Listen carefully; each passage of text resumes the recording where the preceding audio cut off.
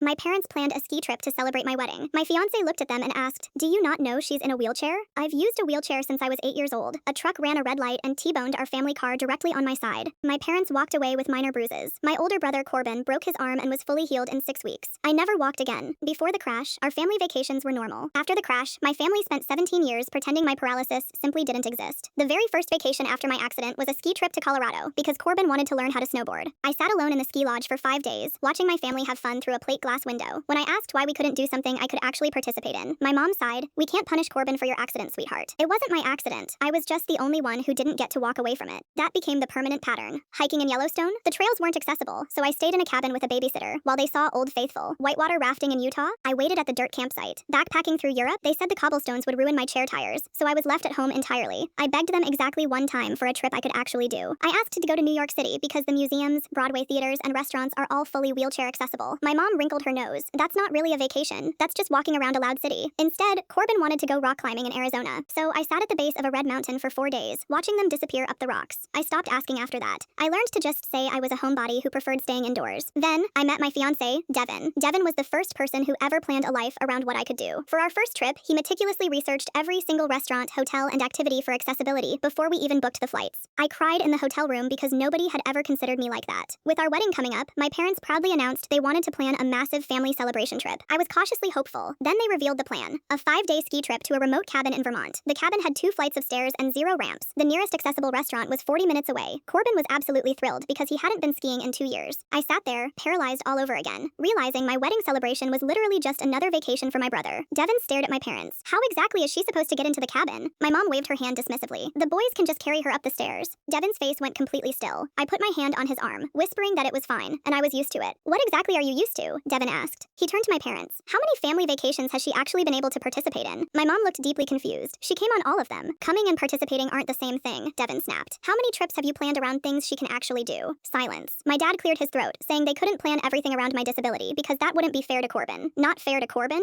Devin's voice dropped dangerously low. "She sat in hotel rooms and lodges for 18 years while you planned every trip around him. And now, for her wedding, you're taking her to a cabin she physically cannot enter so he can go skiing?" Corbin defensively threw his hands up. "I didn't ask for this trip. Don't blame me." Devin turned to him. "Did you ever, even once in 18 years, say, 'Hey, maybe we should do something my sister can enjoy'?" Corbin stared at the floor. My mom stammered that I never complained. "She stopped complaining because you made it explicitly clear her needs didn't matter." Devin said, standing up, "We're done here. We're not coming." Devin grabbed my wheelchair and rolled me out. That night, he booked us 5 nights in New York City. We stayed in a fully accessible hotel, saw Broadway shows, and ate at restaurants I'd dreamed about since I was 10. My parents still went skiing in Vermont with Corbin, but Devin's entire family flew out to New York to celebrate with us, and it was the best trip of my entire life.